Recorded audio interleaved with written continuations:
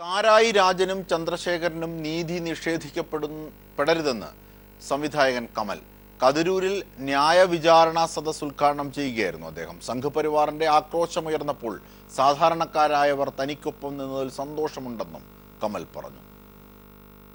കാരായി രാജനും ചന്ദ്രശേഖരനും നീതി ലഭിക്കണമെന്നും നീതി നിഷേധത്തിനെതിരെ കണ്ണടക്കുന്ന മാധ്യമങ്ങൾ വിചാരണ ചെയ്യപ്പെടേണ്ടതുണ്ടെന്നും സംവിധായകൻ കമൽ പറഞ്ഞു. ഫസൽ വധക്കേസിന്റെ പേരിൽ പീഡിപ്പിക്കപ്പെടുന്ന നിരപരാധികളെ കുറ്റവിമുക്തരാക്കണമെന്നാവശ്യപ്പെട്ട് തരുവണത്തെരു സൺഡേ തിയേറ്ററിൽ യുവധാര കതിരൂരും സർഗ സാംസ്കാരിക വേദിയും സംഘടിപ്പിച്ച ന്യായവിചാരണ സദസ്സ് ഉദ്ഘാടനം ചെയ്യുകയായിരുന്നു അദ്ദേഹം. ഇത്തരം നീതി നിഷേധങ്ങൾക്കെതിരെ കണ്ണടക്കുന്ന നമ്മുടെ മാധ്യമങ്ങൾ, ദൃശ്യമാധ്യമങ്ങളായാലും ശരി, പത്രമാധ്യമങ്ങളായാലും ശരി, പ്രത്യേകിച്ചും ജനപ്രിയ പത്രമാധ്യമങ്ങളൊക്കെ തന്നെ നടത്തുന്ന തമസ്കരണം നമ്മൾ കാണുന്നതാണ്. പ്രതിസ്ഥാനത്ത് നിർത്തുന്നവരുടെ കൂട്ടത്തിൽ ഭരണവർഗത്തോടൊപ്പം പോലീസിനോടൊപ്പം തന്നെ മാധ്യമങ്ങളെയും നമുക്ക് വിചാരണ ചെയ്യേണ്ടിയിരിക്കുന്നു എന്നുള്ളത് വലിയ സത്യമാണ്. തനിക്കെതിരെ സംഘപരിവാറിന്റെ ആക്രോശമുയർന്നപ്പോൾ ഭയപ്പാടിൽ ചലച്ചിത്ര രംഗത്തെ ചിലർ നിശബ്ദരായപ്പോഴും സാംസ്കാരിക ലോകവും സാധാരണക്കാരും ഉയർത്തിയ ശബ്ദം ഏറെ സന്തോഷിപ്പിച്ചെന്നും കമൽ പറഞ്ഞു.